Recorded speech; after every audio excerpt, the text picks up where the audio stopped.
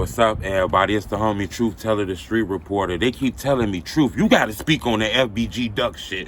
That is crazy. I'm not going to lie. I find it wild that FBG duck case has made it to one of the biggest newspapers in the world, which is the Chicago Sun-Times.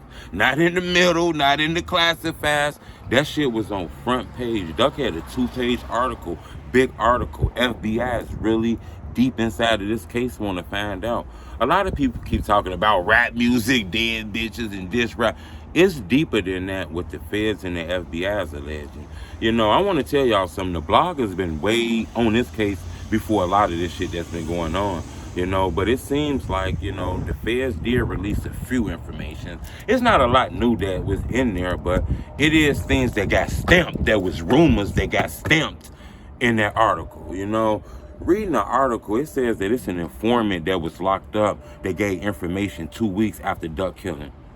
That's one of the first things that stood out. So people are thinking about who was locked up around that time. So that's one of the things that really stood out in this article, is that somebody close to this situation is giving information to the fact that they saying the 2 cars that was used in duck killing belonged to a guy named C. Murder in Los.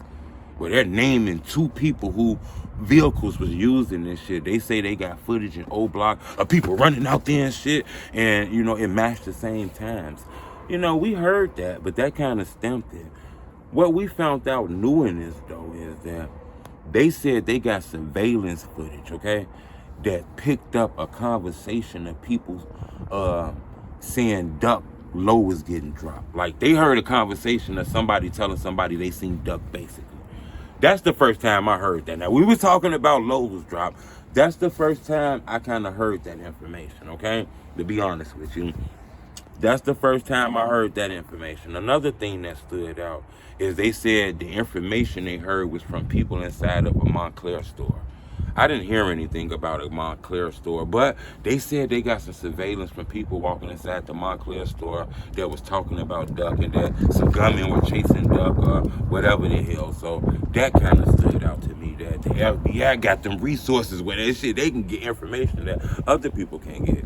Another thing is the FBI is alleging that due to ballistic reports, which means, you know, bullets and, you know, the fragments that was left, shell casings and shit, they believe that the guns, the cars were used in at least 5 other shootings and 1 murder. So I say, damn, that's deep, and the informant is telling them a lot of shit about this. You know, they also said that it was 100,000. First, it was 50,000 on Vine Head. Then it got pushed to 100,000. Now, the person they're accusing of doing that, they redacted his name, which means they put like the little black paint over the name, so you can see the paperwork, but you can't see the name because they put the black over it.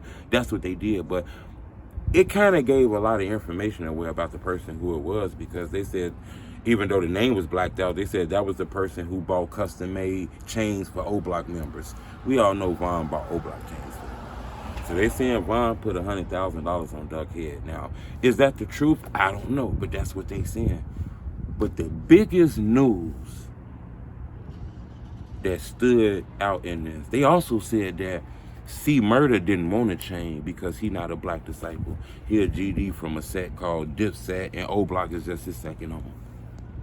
So for that kind of information, that ain't no shit that the police just gonna make up, okay? Somebody had to give that information. That shit is deep.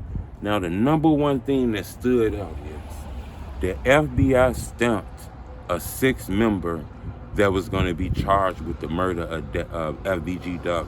But they said, unfortunately, the 6th member ended up taking his own life, which was Zell Munner. So it wasn't a rumor. There's been a lot of blogs and rumors about that. Now, is this true? I'm just saying allegedly. This not allegedly. This is what the feds are saying. Now, did he do this? That's the allegedly part. Now, is it allegedly? Is this a rumor? The feds are saying that Zell Munner was part of this, and that he ended up taking his life. Now, I don't know if that was linked to him taking his life, but the article says that, you know. That's in one of the biggest newspapers, the Chicago Sun-Times.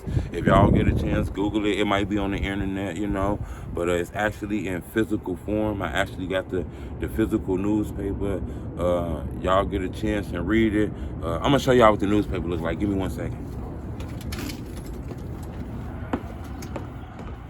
As you can see, FBG Duck got a full article in the Sunshine newspaper. Y'all get a chance, y'all go check it out. Go Google it. It might be on the internet. I think everything on the internet. But y'all go check it out. It details so many details to the fact that this ain't the feds with a hunch. It's cooperation. And it seemed like somebody has told on them boys. Now, they are innocent to proven guilty. So just because it's in the newspaper or just because, you know, it's on YouTube with a caption don't always mean it's real. But I'm not going to lie, this feels like a very, very strong case in my opinion. This shit crazy though, man. I want to know what y'all think. Leave a comment in the comment section. Let me know what y'all think about this whole newspaper article. As you can see, you know, it's very important people that want justice for FBG Dog, you know. Shit crazy. Subscribe to my YouTube channel. It's the Homie Truth.